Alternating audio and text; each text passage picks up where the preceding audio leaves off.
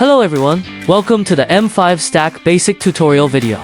Today, we will introduce how to flash firmware onto the TUF using M5 burner, and demonstrate how to use the UIFlow 2 graphical programming tool for development. Before conducting the experiment, you need to prepare the Type-C USB data cable in advance and install the M5 burner desktop application on the computer in advance. Next, we will proceed with flashing the firmware using M5 burner. Log in to your M5 Stack community account. Select the TUF from the device list on the left. Choose the appropriate firmware version. Download the TUF firmware. Connect the computer to the device via a Type-C USB data cable. At this point, the device will automatically enter the download mode. Click Burn to burn.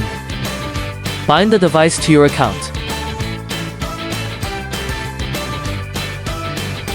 Fill in the required configuration information, such as Wi-Fi settings. Click Next to begin flashing.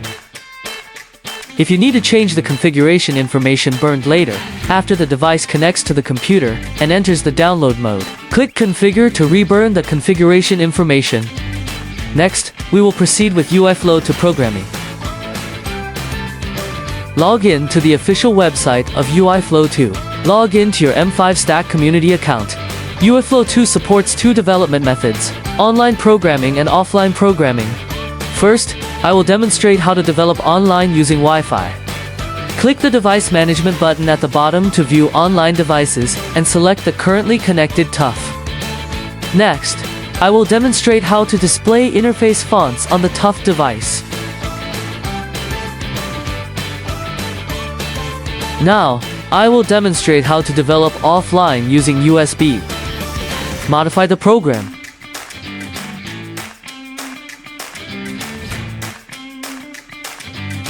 Click the web terminal at the bottom left.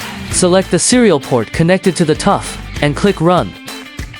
If you want to download and save the program directly to the device, click the Download button.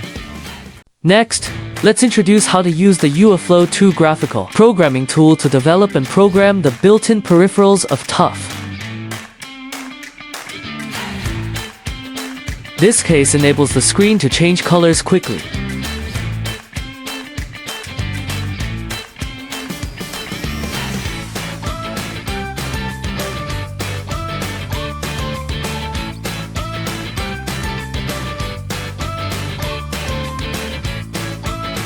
This case causes the device's speaker to emit a beeping sound at regular intervals.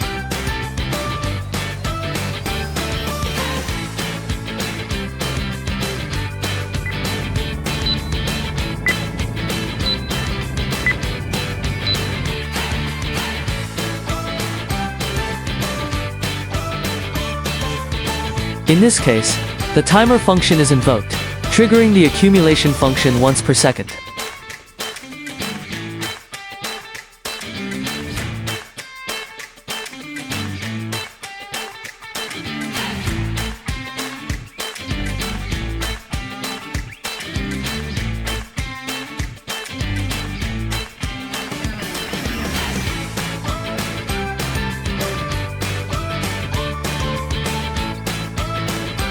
In this case, the touchscreen function of the device is invoked to display the coordinates of the current touch.